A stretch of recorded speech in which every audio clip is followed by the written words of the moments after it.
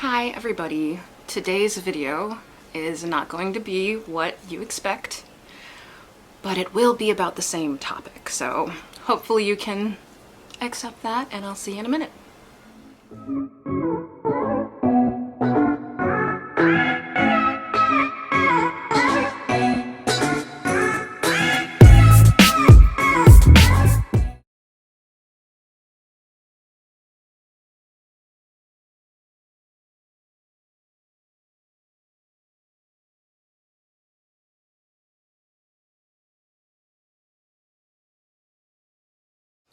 Warning, I have my window open because it's hot and I'm dying of heat and I'm sweating like a beautiful woman does.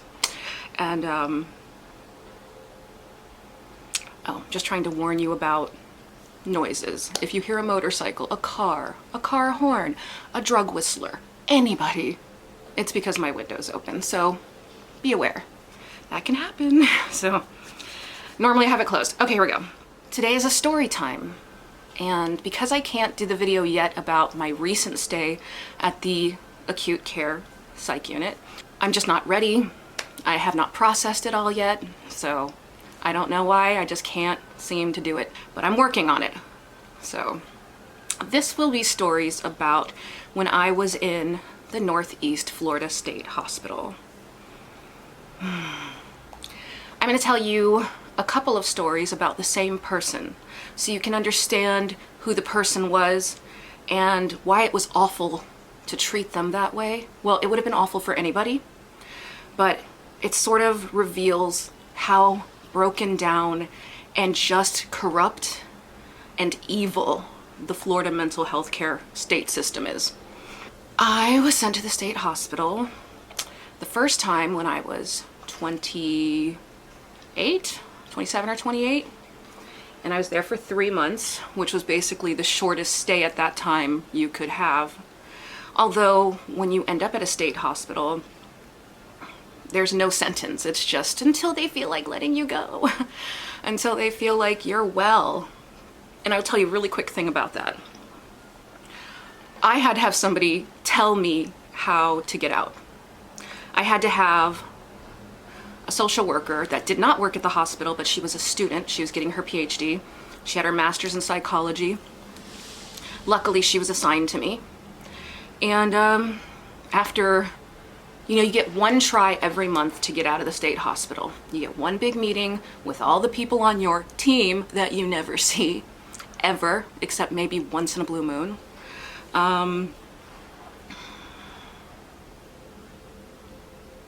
Well, this is a hard topic too, so you will probably see me dissociating. But I just figured I really want to provide a new video, and I wanted to give you guys a story time. I've been wanting to tell everybody about the state hospital anyway, because state hospitals are nothing like acute care facilities in the community. These are for the worst patients in the state. You have to be admitted over and over and over again, and you have to probably have a doctor hate you to be sent to the state hospital. I was sent there the first time because of my severe self-harm. That's when I almost had to have my arm amputated because I had about 200 stitches and 11 staples in one arm. Hence the scarring. That's why I was sent there.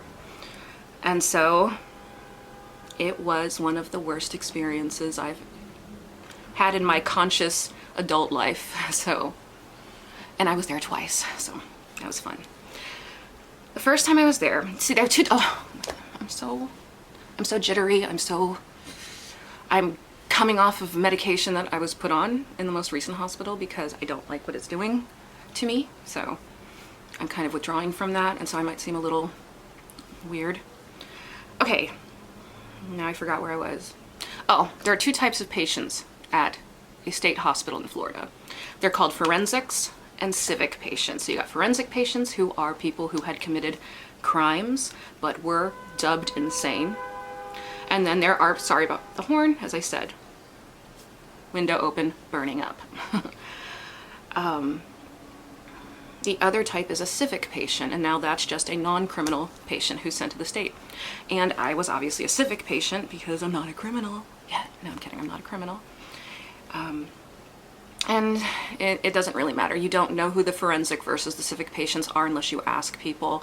And basically, once you get to the point that you're at a state hospital, it's highly likely that there will be nobody to ask because they're so unwell, they're so psychotic and ill that you can't hold conversations with them in any consistent way, you know. So it was a very traumatizing event because my mother is mentally ill and suffered a lot of psychosis when I was a young child. And so being in a ward with, I don't know how many women it was, 30, 50, I don't know, women, a bunch of women, very re-traumatizing, very re-traumatizing. I'm gonna tell you about a particular patient that I sort of had a fascination with because I couldn't figure them out. I had to be told, like, and they shouldn't have told me because of HIPAA laws, but I didn't understand why, I knew something was wrong because something was wrong. I just didn't know what it was. It wasn't quite psychosis. It wasn't, you know, mania. I couldn't pinpoint it, and that drives me crazy when I can't pinpoint things. And so I won't say what her real name is, but I'll just call her M, okay? So, one of the first days I was there, I met M, and I was 27 or 28, and she was 22. And she came up to me and did the funniest trick. It was hilarious. She came up with a deck of cards, and she opened them up, and she said, pick a card, any card. So I picked a card, and she says, look at it. And I looked at it, and you know what she did? She went, see? It was fucking hysterical. And from that point forward, I loved her. I didn't want anything bad to happen to her. I couldn't have like a normal conversation with her or anything, but I don't know, it was charming. And I just wanted to make sure she was okay and sort of like look after her, although I probably needed people looking after me, but I was the only sane person there, so good luck with that. And when you're in a state hospital, nobody cares about you, just so you know. Staff doesn't care. Nobody cares. Doctors don't care. The first time I was there, not a single person, well, the one lady who was assigned to me who was not a worker there did care because she wasn't a worker there. Where this hospital was situated in Florida, it was like, you know, the armpit of Florida. It's a place called Carabel, Florida. Horrible place. Very small town. And everybody who lived in that town worked at the state hospital. They all knew each other. They were all related to each other. So you can imagine, not all of them, but they either knew each other, they were related, they were friends, they were close. It was a small town that satellited this hospital. Not satellite, surrounded the hospital, whatever. God. I'm a mess, guys. I'm a mess today. And so you can imagine when people know each other or are related to each other, they're not going to tell on each other. Never. And so therefore you create an environment in which people can get away with anything. And I tell you this now, and I tell you this for your own sake, if someone can abuse their power, they will. They may not do it at first, but they will. To my knowledge, that's my experience with most people. Obviously it's a bell curve. I'm sure some people fall outside of that. Anyway, so she did her little trick and I was charmed. And so I was really upset when this really horrible thing happened to her because the state hospital was so awful. It's what people used to call a snake pit. In the 50s, they would call terrible hospitals snake pits because it's based on a book called Snake Pit from that time about mental hospitals. So this was definitely a 50s style snake pit. Oh, I was going to tell you, the Florida State Hospital system is so bad that the sister hospital to the hospital that I was in, they were the same hospital but separate campuses, okay, is called Chattahoochee. And if you've ever heard of that, it's because there's a movie made in the 70s starring Dennis Hopper about Chattahoochee. So if you want to know how bad Chattahoochee was, and the state hospital I was in, which wasn't Chattahoochee, it was Sister State Hospital, you can just watch that movie Chattahoochee. It's all in there. Totally fun. Awesome. So one day I see they have like roving bands of security. They would drive golf carts, and if they had to get a patient out of the yard, which was huge, it was a huge campus, they would put a trailer on the back of the golf cart put a mat on it, and they would strap the person to the back of it and drive them across campus to their unit if they were being bad. So one day, I see M being transported this way.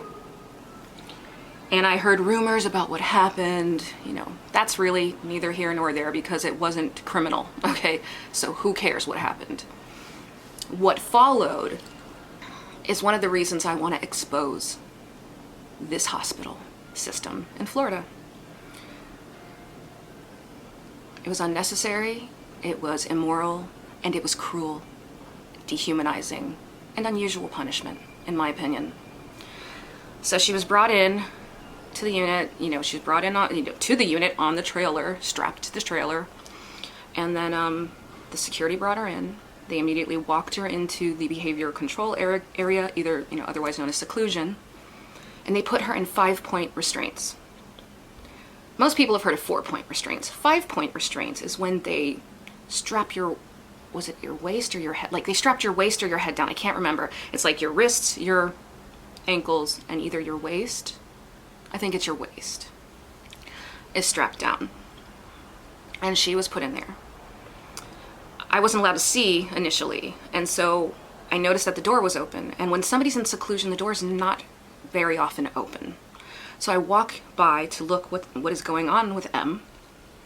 And, you know, before I tell you what was going on, I will say this.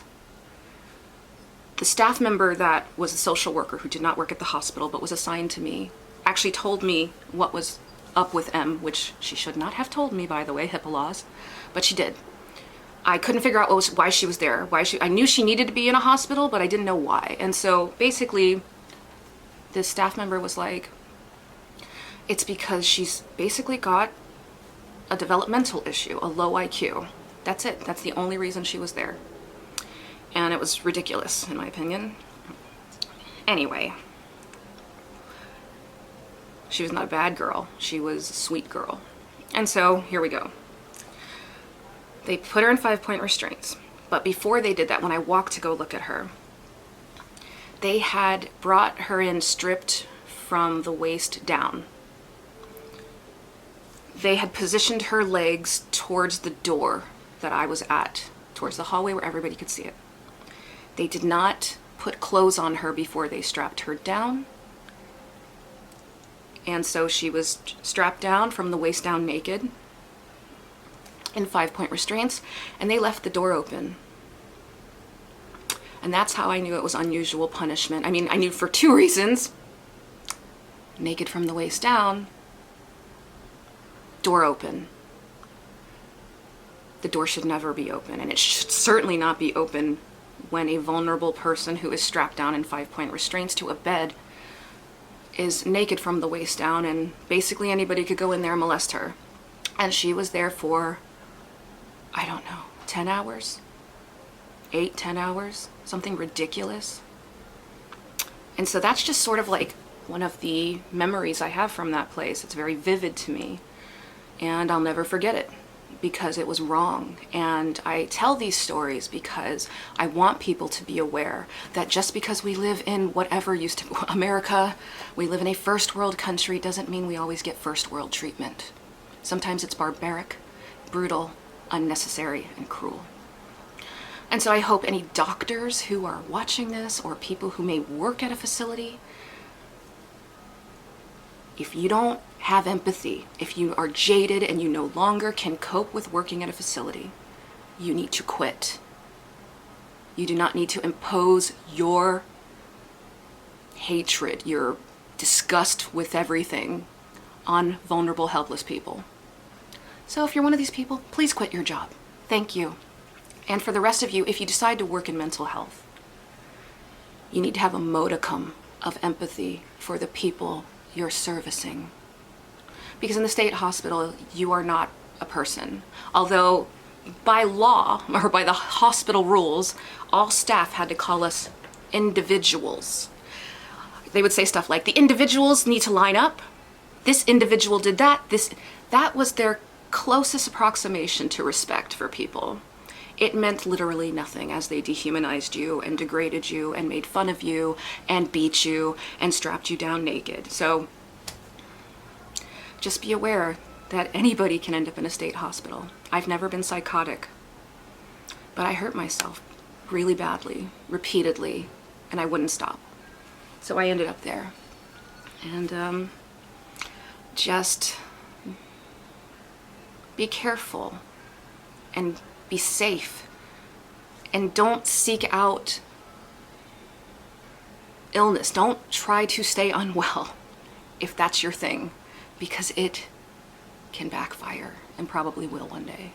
So I don't know, that's just the story I'm telling today, because I'm still working on the other video, and I feel like it's a very, what I just made was very, this filmed is very just everywhere.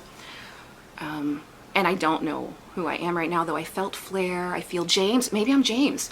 I feel James, maybe Brandy and James are co-conscious. I have a very hard time, a lot of times, deciphering who I am. Like sometimes, I don't know, not sure. But maybe you guys know, because I'm overt, so it's hard for me to tell who I am as I'm speaking.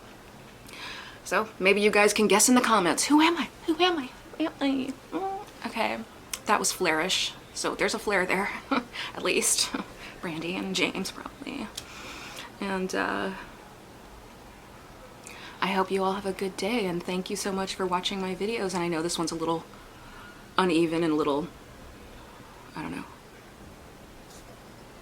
The words are weird. I'm gonna get going. Thank you guys for everything, and I really do appreciate, we all appreciate you watching our videos. It helps us, to think we might be helping other people as well. It's a synergistic relationship. You help me, and hopefully, my goal anyway, is to help anybody out there who's like me. Okay, well, I'll talk to you guys later. Thank you. Bye.